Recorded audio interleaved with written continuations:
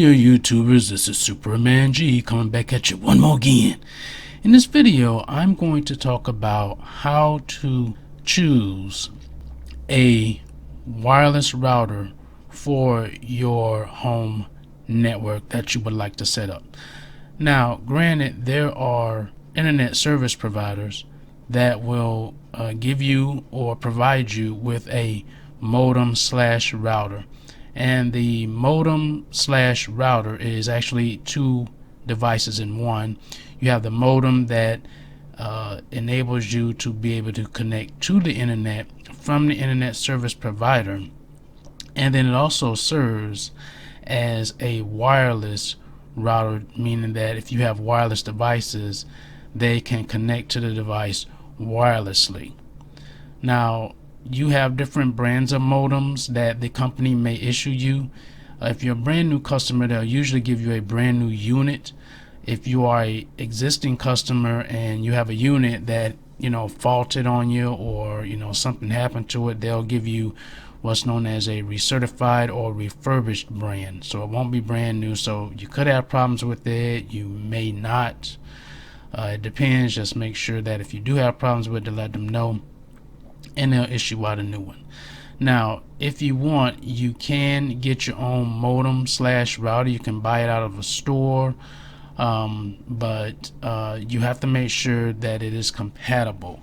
And the way you find out if it is compatible is if you go to the company, the ISP's website. In this case, we'll say like CenturyLink, and if you type in at the search bar compatible modems, it will pull up a window, this window, and it will show you what modems are compatible with CenturyLink's network. These are some of the ones that they have that are available, and you can find these modems pretty much any particular online electronics retailer. Amazon would probably be your best bet. You can try Newegg. Those two companies have free shipping most of the time, and you can check those out. But these are the names of the make and models of the product, and if you click on the make and model, it'll usually bring up a picture showing you what it looks like. As you can see here, this shows you what the modem looks like, and this will ensure that it will work with your system. So then if you talk to a representative, or if you go to the store, you can actually print this picture out before you go to the store rather, and show the sales rep which particular modem that you're looking for. Now, these modems may be in stock and they may not be.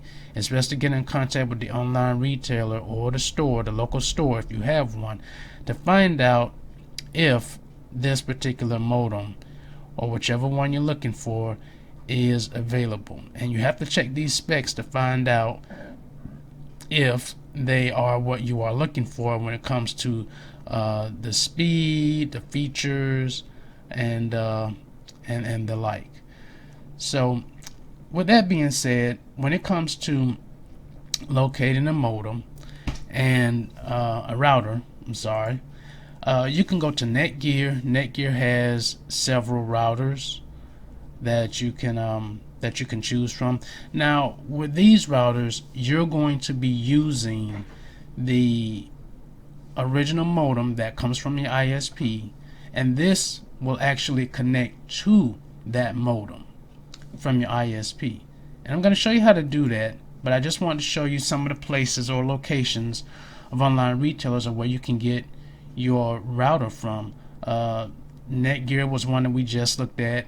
Here's Linksys. They have some that are available, and depending on what it is that you're looking for, they have different versions, different speeds, and different needs for what you're looking for. This is a dual band router right here. This is a MU-MIMO, which MU stands for multiple user, MIMO stands for multiple input, multiple output, meaning that you can have more devices connected to this, and you shouldn't have any lag or any dead spots or anything like that as far as the location of wherever you set this router. And so it depends on what you're looking for. You can go to Best Buy here. They have several. Do your research, ask around, and find out what is the best device for what you need it for, because these devices can range anywhere from like this is $60. It's a range extender, to home mesh system router, which is $349 in this case. And depending on the size of the area that you want to cover, depends on which one you want to choose. So you have to do your research and find out which one is it that you want to use. Here are some on Amazon. TP-Link makes pretty good routers products. Netgear makes pretty good modems as well, routers. And so you just have to look, check out customer reviews, find out if it's something that you're interested in. This seems to be a pretty good router. This is $79. Make sure you do your research to find out, check the customer reviews and find out if it's a good one or if it's one that hasn't been giving them any problems or anything like that. Be careful about going too cheap. You're going to get what you pay for when it comes to electronics. You spend $25 on this here, you might not get the speed that you want. You might get a lot of lag, you might get buffering. So I wouldn't go too cheap unless you're living in a very small place and you don't have too far to walk or go when it comes to using your wireless devices, or in that fact, if you don't have too many wireless devices. And now I'm going to show you how to hook up your router when you get it. When you get your router package, you're going to open it up to make sure all the contents are there.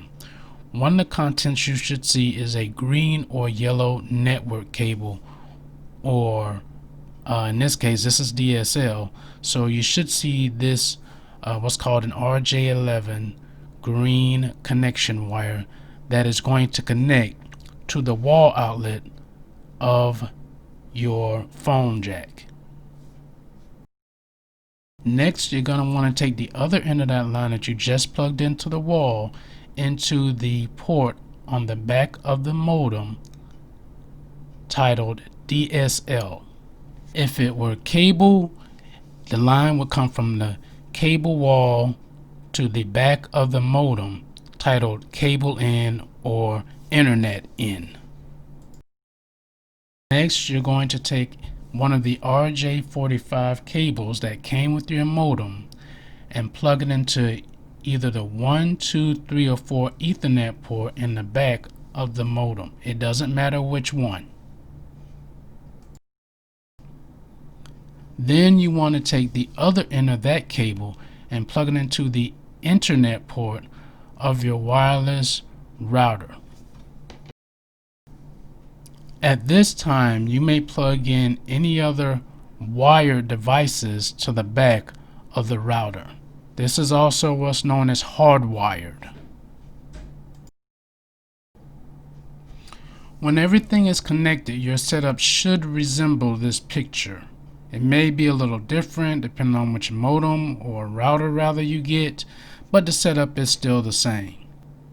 To make certain everything goes smoothly with the connections, be certain that your devices are actually unplugged before you make the connections. Once all your connections are made, start with plugging in first your modem, wait for that to boot up fully, and then turn on your router and wait for that to boot up fully. Once everything boots up, you should be able to install software that came with your router and or download it if it gives you those instructions to do that. And that's pretty much it for the setup. And I hope this one helps you guys out. As you can see, it's not really a complicated process. It's pretty much straightforward. You just have to make sure that you unplug everything before you connect everything, because if you leave everything turned on while you try to connect it, you may run into connection issues. It may not connect, and it can really turn a bit ugly for you. So make sure that you unplug everything first, connect all your lines as the way I just instructed, turn on your modem first, which is from your internet service provider, and finally turn on the wireless router, and everything should go through smoothly. You all take care, be safe, peace out.